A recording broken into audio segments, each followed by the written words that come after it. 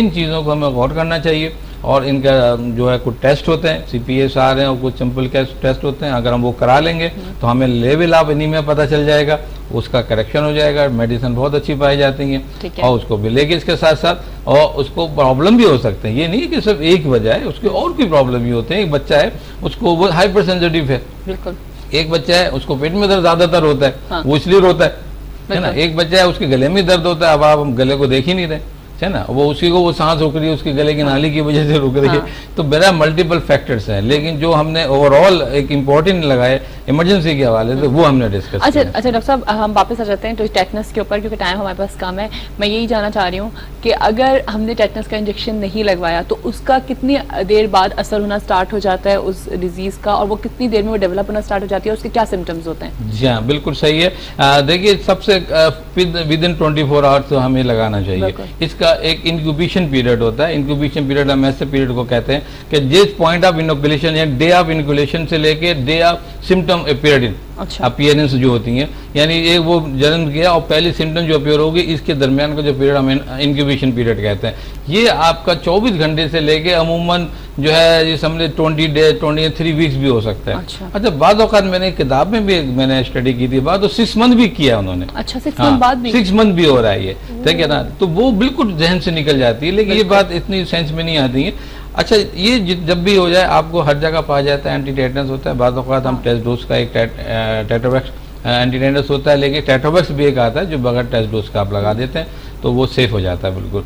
इसकी जो सिम्टम जो होती है टेटनस की, बिल्कुल यानी एक सिंपल होती है। यानी टेटनस का जो आएगा, पेशेंट आएगा, वो सबसे पहले 2 प्रॉब्लम आपको बताएगा, यानी बड़े टिपिकल आएगा। आके बैठा, आप कहेगा कि आप बोलो, मुंह खोलो, तो कहते हैं डॉक्टर साहब मुझे जो है ना खाने में प्रॉब्लम हो रही है। अच्छा, खाने में ये जो जॉइंट्स हैं, हाँ। ये जॉइंट्स पे डिजीज अटैक करती है। अच्छा। टेटनस जो होता है जॉइंट बच्चों में भी जॉइंट्स पे करेगी और मसल पे करेगी। अच्छा। यानी बॉडी है कि बच्चा आएगा कहेंगे साहब ये सुस्त हो रहा है, हाँ। और ये खाना सही नहीं खा रहा, इसके जॉइंट नहीं खुल रहे मुंह के, ये जा जो है स्पेशली जा ये जो टिस्मस हो जाता है, बिल्कुल स्टिफ हो जाता है ये, समझना। तो आप कहेंगे ये क्या, इसका भाई ये गले के जो आवाज के आले हैं अंदर, लैरिंजियल कहलाता है, लैरिंजियल स्ट्राइडर, उसको जाके कंस्ट्रक्ट कर देते हैं। बहुत डेंजरस चीज होती है, लेकिन डेंजरस के साथ साथ डॉक्टर डिटेक्ट बड़ी जल्दी करता है। मैंने अपने पास केस आए मेरे पास एकदम आके बिल्कुल सेम आके बच्चा बैठा है, आके उसने कहा कि साहब इसके गले खराब हो रहे हैं, गले खराब हो रहे हैं। अब जो देखा उसने नहीं खुलाया, अरे ये क्या हो रहा है, वो टेटनस का था बच्चा।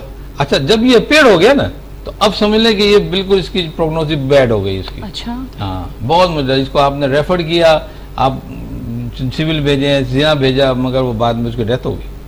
इतने डेंजर है ये। मतलब देखिए, कहने का मतलब ये इशू करना, देखिए ये बताने का मतलब ये नहीं है कि मैं कोई पैनिक फैला रहा हूँ, हाँ। या भी लोगों हमें जो है, हमें सब कहने का मतलब है कि एक चीज अभी हुई नहीं है ना, हाँ। तो आप उसकी हिफाजत कर सकते हैं, तो उसकी अहमियत को समझे। अब इसीलिए हमने आज ये टॉपिक रखा था। और समर वेकेशन जब बच्चों की छुट्टियां आती हैं तो जाहिर है मदर्स भी जो होती हैं वो रिलैक्स हुई होती हैं, क्योंकि जाहिर है बच्चों के खेलने कूदने के दिन होते हैं, ये खूब खेल रहे होते हैं, खूब इंजॉय कर रहे होते हैं। लेकिन हमेशा, और मुझे इसलिए पता है ये चीज़ क्योंकि मेरी अम्मी ने हमेशा से कोशिश करी होते थे, हम भी बहुत करते थे, तो हमारे बहुत टेटनस के इंजेक्शन लग रहे होते थे कि अम्मी हमेशा ये बात बोलती थी टेटनस लगवाओ।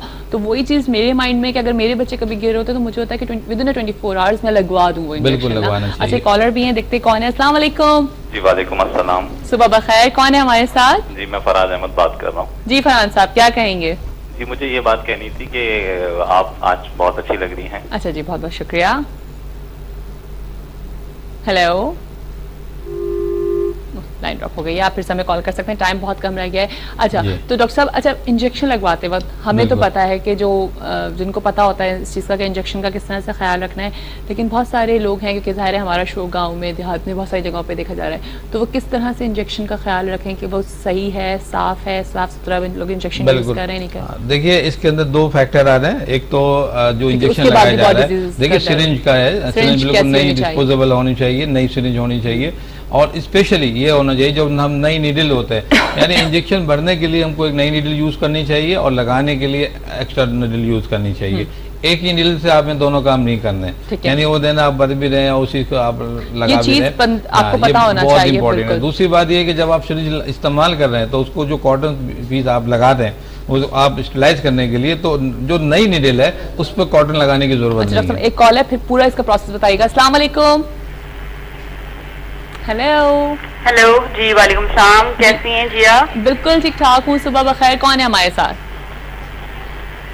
हेलो जी, सुबह बखैर। एक्चुअली मैं यही कहना चाहूंगी, जब भी आपका प्रोग्राम आता है हमारे यहाँ लाइट ही नहीं होती है और मुझे इतनी प्रॉब्लम होती है और आपका नंबर भी चेंज होता रहता है। नहीं, हमारा नंबर तो वही का वही है, लेकिन लाइट जाने का मसला मैं उस्मा अदनान बात कर रही हूँ। उस्मा अदनान जी। उस्मा, क्या कहेंगी आप? आप बहुत ही स्मार्ट लग रही हैं माशाल्लाह से, प्रोग्राम भी बहुत ही अच्छा आपका जा रहा है। अच्छा। इत्तेफाक से हमने अब जनरेटर ले लिया है तो हम आराम से आपका प्रोग्राम देख सकते हैं। अरे वाह, आप तो जनरेटर आ गया, आपका सानिया आबिद से बात करना चाहूंगी। जी जरूर, बात करिए। जी अस्सलाम वालेकुम डॉक्टर साहब। जी वालेकुम सलाम। आप तो हमारी बहुत पुरानी डॉक्टर साहब, मुझे आपसे थोड़ा सा ये पूछना था कि मेरी बहन का बेटा है 3 साल का जी। उसको ना सांस लेने में मतलब कुछ जब भी वो खाता है ना तो वो ओक देता है, यानी कि वो टोटली दूध पे है, वो खाने पे आता ही नहीं है। वो कुछ भी खाता है ना तो वो एकदम से उसे वोमिटिंग होती है और एकदम सांस उखड़नी शुरू हो जाती है। तो थोड़ा सा इसके बारे में आप बताइएगा। चलिए, थैंक यू सो मच। बीमारी है क्या? हमारा टाइम बिल्कुल खत्म हो रहा है। थैंक यू सो मच आपकी कॉल का, बहुत बहुत शुक्रिया जी। डॉक्टर साहब जल्दी से बता दीजिए। जी, इसमें देखिए प्रॉब्लम है 2 तरह की। एक तो हमने डिस्कस कर लिया था, एनीमिक प्रॉब्लम था, और एक बच्चे की हैबिट है, चूंकि वो दूध पर है बच्चा, तो लिहाजा दूसरी चीज एक्सेप्ट नहीं करता वो। तो हमें ये चाहिए कि एक तो हैबिट उसकी चेंज करें, लेकिन गले की भी कुछ भी प्रॉब्लम हो सकती है। लेकिन इन्होंने ये नहीं बताया कि उगता है सब क्या, खांसी भी होती है उसको बाकायदा। अगर उसको बाकायदा कफ हो रही है, टेम्परेचर हो रहा है, तो ये आप ट्रीट कराएंगे, फेरेंजाइटिस या टॉन्सिलाइटिस हो सकता है ना, उसको ट्रीट करेंगे। लेकिन इसके अलावा अगर कुछ हैबिट है इसकी, उसको चेंज करें और एनीमिया को करेक्शन करें, तो मैं समझता हूँ ये सही हो जाए। डॉक्टर साहब, टाइम बिल्कुल कम है, जल्दी से बता दीजिएगा कि सिरिंज को इस्तेमाल करने का सही तरीका क्या है।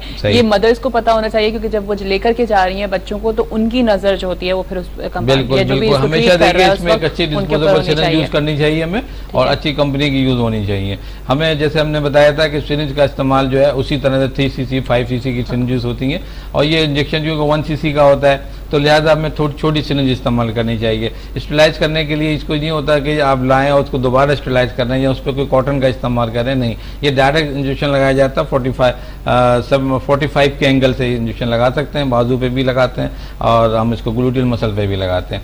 ये इंजेक्शन जो होता है IM होता है, इसके अलावा कोई दूसरा रूट नहीं है इसका, तो ये सेफ है। एक इंपॉर्टेंट पॉइंट ये बता दूं कि एक एंटी टेटनस का इंजेक्शन जो है, ये वंस इंजेक्शन फॉर 5 ईयर्स के लिए काफी होता है।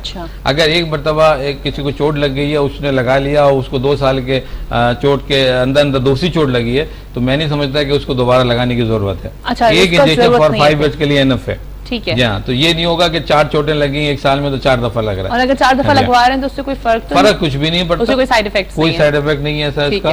तो मैं समझता हूँ कि ठीक है ये, तो ये ख्याल रखना चाहिए। Thank you so much doctor साहब कि आज हमने जिस पॉइंट पे बात की, बहुत इंपॉर्टेंट चीज थी कि किस तरह से बच्चों को समर वेकेशन में बड़ी चोटें लग रही होती हैं, गिर रहे होते हैं, भाग रहे होते हैं। आपका भी बहुत बहुत शुक्रिया रॉकस्टार कि आप हमारे शो के ऊपर आए। Thank you so much doctor साहब, और आप लोग को भी बहुत बहुत शुक्रिया क्योंकि आप लोग हमारे शोज को पसंद कर रहे हैं। और सबसे अच्छा ये लगता है कि आप लोग ये फीडबैक दे रहे हैं कि जिन टॉपिक्स पे आप लोग बात करना चाहते हैं तो उस पर आप लोग बात करें। और आज जिस पे मैंने बात की थी डॉक्टर आबिद हुसैन मिर्जा से कि जी समर वेकेशन में अपने बच्चों का किस तरह से ख्याल रख सकते हैं, किस तरह से उनको प्रोटेक्ट करके चल सकते हैं, तो आज हमने फर्स्ट एड पर बात की, साथ साथ टेटनस के ऊपर बात की। और वाकई मुझे भी जान के बड़ी हैरत हुई और आप लोगों को भी हुई होगी कि टेटनस ये तो पता है कि एक डिजीज़ है, लेकिन उसको अगर हम नहीं इंजेक्शन लगवाएंगे और अपने बच्चों के अगर हम उसको नहीं प्रोटेक्ट करेंगे तो फिर उसके कितने साइड इफेक्ट्स हैं और कितनी प्रॉब्लम्स खड़ी हो सकती हैं। तो कोशिश करें, और ये बहुत छोटी सी चीज़ है, आपने जाना है सिर्फ इंजेक्शन लगवाना है, तो कोशिश करें कि अपने बच्चों को एक हेल्दी इन्वायरमेंट दें, खुद भी हेल्दी रहें, खुद भी अपने अंदर एनर्जी रखेंगे, ताकि आपके अंदर एनर्जी होगी, आप एनर्जेटिक सी होंगी तो आपके बच्चे जो है ना वो इंजॉय कर सकेंगे इन समर वेकेशन को। इंशाल्लाह आपसे कल मुलाकात होगी। अपना बहुत सारा ख्याल रखिएगा। इसी बात के साथ इजाज़त लूंगी कि जब भी दुआ के लिए हाथ उठाएगा तो मुझे ज़रूर याद रखिएगा। पाकिस्तान जिंदाबाद।